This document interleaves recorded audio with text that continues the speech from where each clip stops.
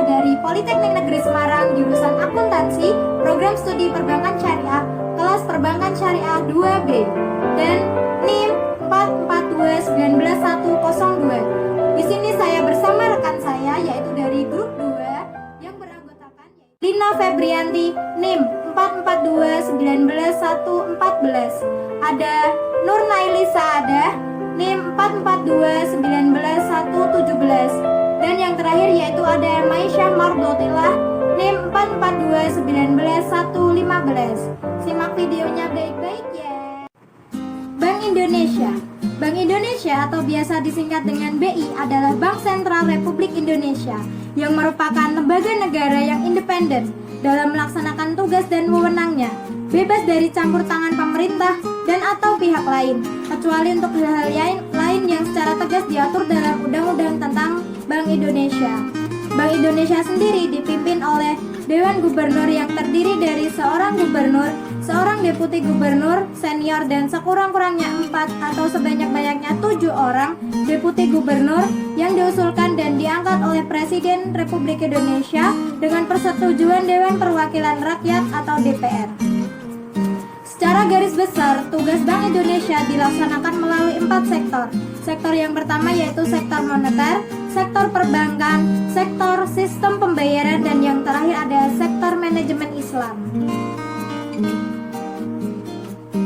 Selama kurun waktu 1992 hingga 1998, Bank Indonesia sebagai bank sentral hanya menjadi pengawas pasif terhadap bank muamalat yang merupakan satu-satunya bank syariah di Indonesia. Bank Indonesia menggunakan Undang-Undang Nomor 7 Tahun 1992 sebagai dasarnya. Undang-undang ini juga digunakan untuk Bank Indonesia untuk mengawasi bank konvensional. Bank Indonesia tidak bisa membuat regulasi khusus untuk bank muamalat karena Undang-Undang Nomor 7 Tahun 1992 memang tidak mengakomodir aturan khusus untuk bank syariah.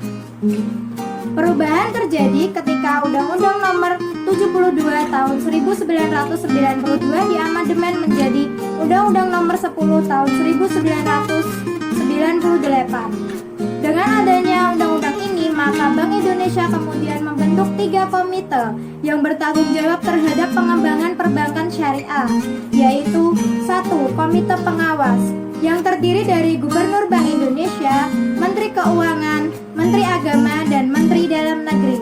Yang kedua yaitu Komite Ahli yang terdiri dari figur-figur terkenal yang memiliki latar belakang bidang perbankan dan hukum. Dan yang ketiga yaitu ada Komite Pekerja yang terdiri dari unit-unit di Bank Indonesia. Dalam pengembangan selanjutnya, Bank Indonesia menerapkan kebijakan berdasarkan 3 prinsip, yaitu yang pertama ada kebijakan yang berorientasi pasar. Dengan kebijakan ini, maka regulasi dan pengawasan perbankan akan diakomodasi sesuai dengan permintaan pasar.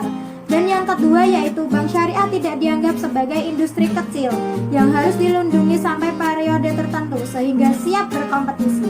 Yang ketiga yaitu ada prinsip perlakuan yang adil. Pada tahun 1998, regulasi pertama yang dikeluarkan oleh Bank Indonesia adalah Surat Ketetapan Direksi Bank Indonesia Nomor 32-34-DK-DIR tentang pembukaan kantor bank syariah dan Surat Ketetapan Direksi Bank Indonesia Nomor 32-36-SK-DIR tentang BPR Syariah. 2 tahun kemudian, regulasi-regulasi lain bermunculan dan menjadi garis pedoman cadangan untuk Undang-Undang Bank Syariah. Bank Indonesia terlihat cukup berperan aktif dalam pengembangan perbankan syariah pasca Undang-Undang Nomor 10 Tahun 1998. Peran ini kemudian terus dikembangkan dalam bentuk sosialisasi dan pelatihan yang intensif ke masyarakat. Upaya ini ditempuh oleh Bank Indonesia untuk menghilangkan hambatan sumber daya manusia yang cukup minim di awal-awal implementasi kebijakannya. Bank Indonesia juga melakukan kerjasama dengan institusi-institusi luar negeri seperti Islamic Development Bank, AAOIFI, dan Bank Malaysia Berhad. Banyak delegasi Indonesia yang juga dikirim ke luar negeri untuk melakukan studi banding mengenai implementasi ekonomi syariah terutama di bidang perbankan.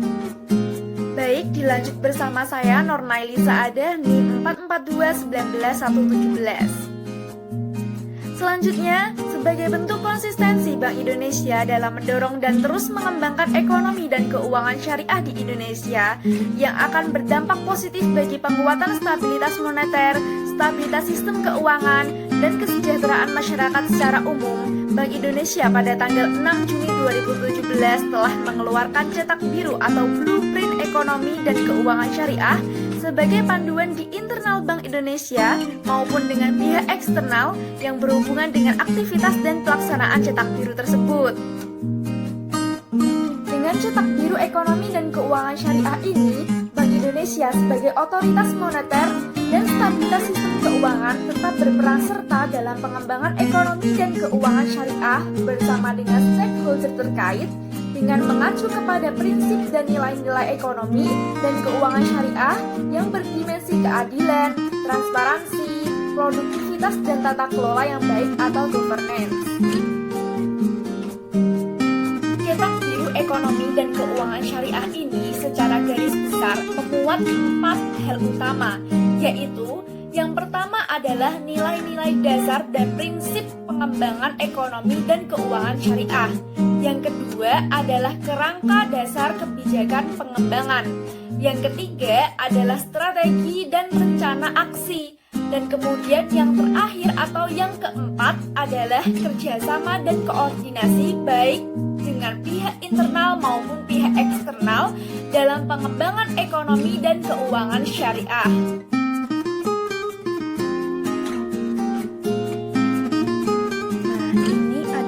Cetak biru atau blueprint ekonomi dan keuangan syariah.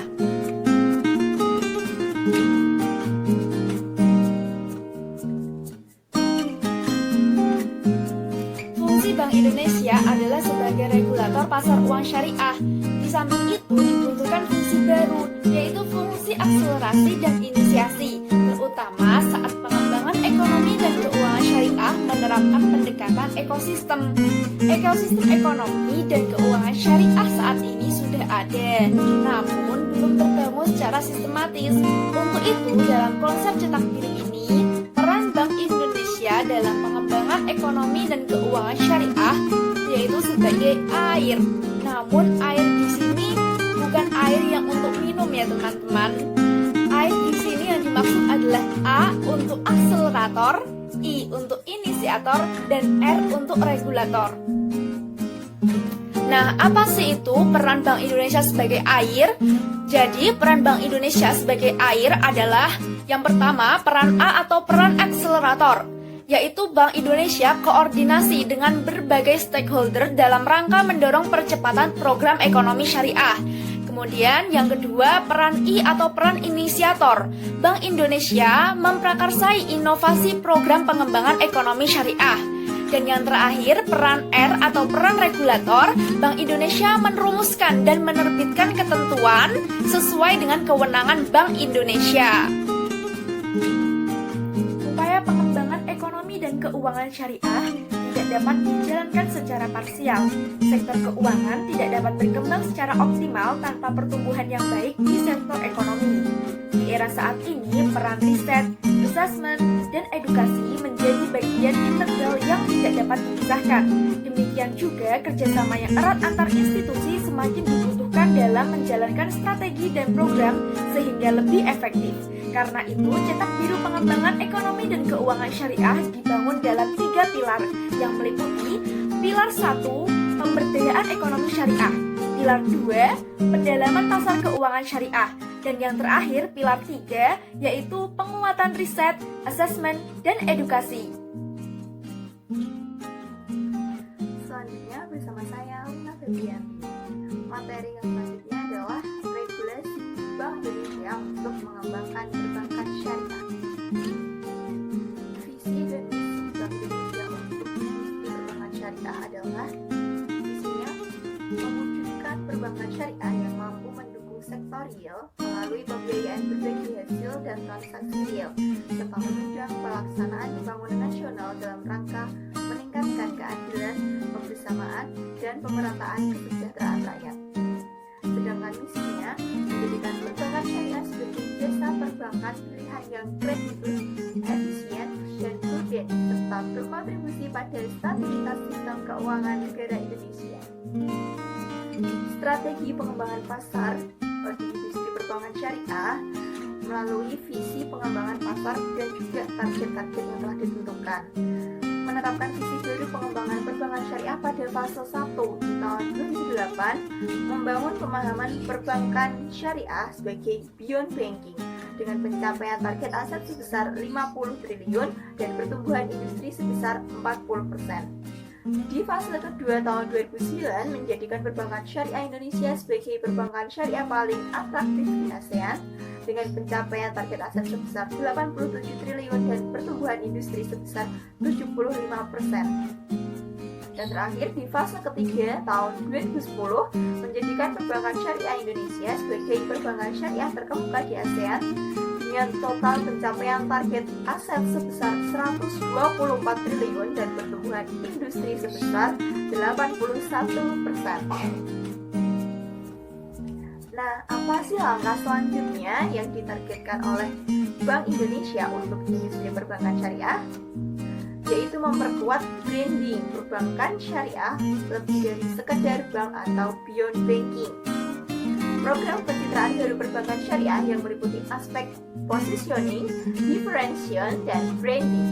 Positioning baru bank syariah sebagai perbankan yang saling menguntungkan kedua belah pihak antara nasabah dan bank itu sendiri. Kemudian aspek diferensiasi dengan keunggulan kompetitif dengan produk dan skema yang beragam, transparan, kompeten dalam keuangan dan beretika, teknologi informasi yang selalu terupdate dan user friendly, serta adanya ahli investasi keuangan syariah yang memadai. Sedangkan pada aspek branding adalah bank syariah lebih dari sekedar bank atau beyond banking.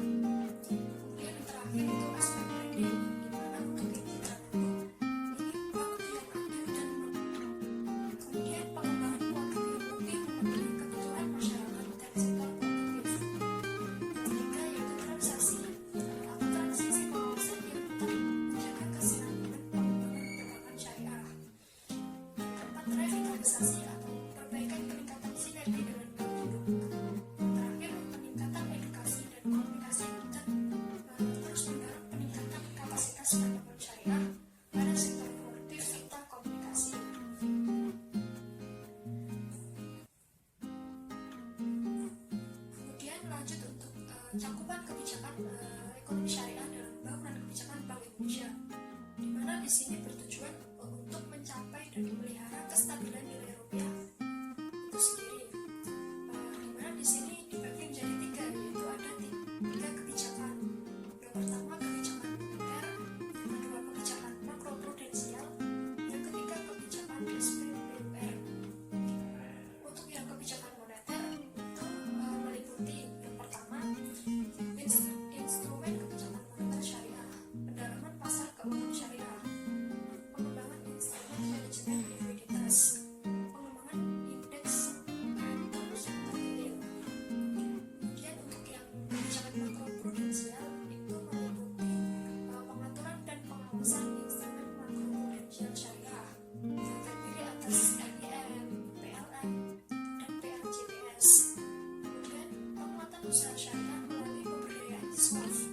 Kemudian mendorong implementasi integrasi keuangan komersial dan sosial Islam. Kemudian untuk kebijakan SPBUR itu meliputi penetapan pengaturan pelaksanaan dan pengawasan SPN termasuk dengan bank syariah. Kemudian instrumen dan infrastruktur pembayaran non tunai sesuai dengan prinsip syariah atau bisa dikatakan dengan imani. Nah, di sini dari tujuan utama di atas digolongkan menjadi dua, yaitu kebijakan ekonomi dan keuangan daerah dan kebijakan internasional. Di mana di sini yang untuk kebijakan ekonomi dan keuangan daerah itu meliputi yang pertama penguatan implementasi halal family atau nilai halal, produk halal di sini itu termasuk UMKM atau korporasi gitu di berbagai daerah. Kemudian yang kedua pengembangan kajian dan riset ekonomi keuangan syariah daerah. Yang ketiga penguatan modal konektivitas pelaku ekonomi daerah. Yang keempat pemberdayaan siswa friendly finance. Kemudian yang kelima penguatan sosialisasi dan edukasi ekonomi dan keuangan syariah di daerah. Kemudian yang terakhir itu kebijakan internasional, di mana di sini meliputi pertama itu keterlibatan aktif keanggotaan pada fora PBB, OIC, IIFM, IION, IFSB dan lainnya. Kemudian yang kedua keterlibatan aktif dalam zakat, wakaf, or prinsipal. Nah, ini adalah materi yang tadi telah disampaikan oleh Maisyah. Ini bisa dilihat ya teman-teman untuk lebih jelasnya.